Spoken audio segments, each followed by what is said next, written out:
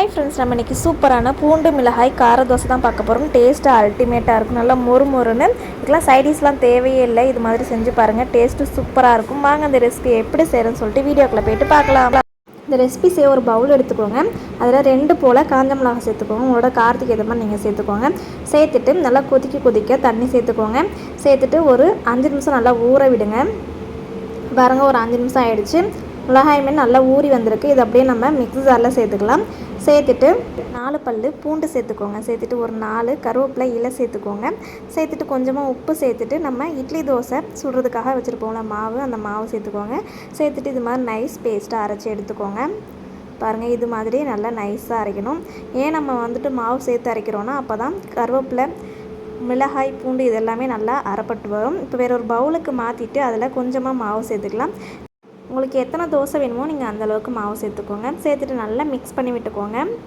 நல்லா கலந்து விட்டுடலாம். இப்போ பாருங்கள், நல்லா கலந்து விட்டாச்சு. அடுத்து அடுப்பை பற்ற வச்சுட்டு தோசை கல் வச்சுக்கோங்க. வச்சுட்டு கொஞ்சமாக ஆயில் தடவி விட்டுக்கலாம். மாவு எடுத்து ஊற்றி நல்லா தோசை மாதிரி நல்லா ஸ்ப்ரெட் பண்ணி விட்டுக்கலாம்.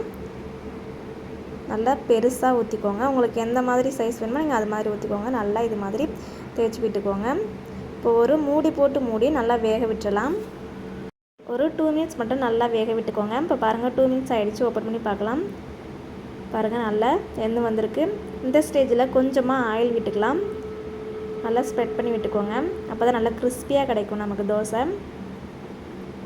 அடுப்பை கம்மித்திலே வச்சுட்டு செய்யுங்க. பாருங்கள், பார்க்கும்போதே தெரியுதுல நல்லா பொன்னிறமாக மாறி வந்திருக்கு.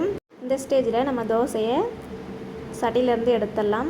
பாருங்கள், நல்லா பார்க்கும்போதே தெரியுதுல நல்லா கிறிஸ்பியாக சூப்பரான பூண்டு கார தோசை ரெடி ஆயிடுச்சு. இதே மாதிரி நீங்கள் உங்கள் வீட்டில் செஞ்சு பாருங்கள். செஞ்சு பார்த்துட்டு எப்படி இருந்தால் சொல்லிட்டு கமெண்ட் பண்ணுங்கள். இந்த வீடியோ பிடிச்சிருந்தா லைக் பண்ணுங்கள். உங்களோட ஃபேமிலி அண்ட் ஃப்ரெண்ட்ஸ் எல்லாத்துக்குமே ஷேர் பண்ணுங்கள். இதுக்கு சைடிஸே தேவையில்லை. கண்டிப்பாக செஞ்சு பாருங்கள். இது வரைக்கும் நீங்கள் இந்த சேனலை சப்ஸ்கிரைப் இல்லைனா சப்ஸ்கிரைப் பண்ணிக்கோங்க. மறக்காமல் பக்கத்தில் பெல் ஐக்கனை கிளிக் பண்ணிக்கோங்க. அப்போ தான் நான் போடுற வீடியோஸ்லாம் உங்களுக்கு அடுத்து நோட்டிஃபிகேஷன் வரும். Okay, bye friends. நெக்ஸ்ட் வீடியோவில் பார்ப்போம்.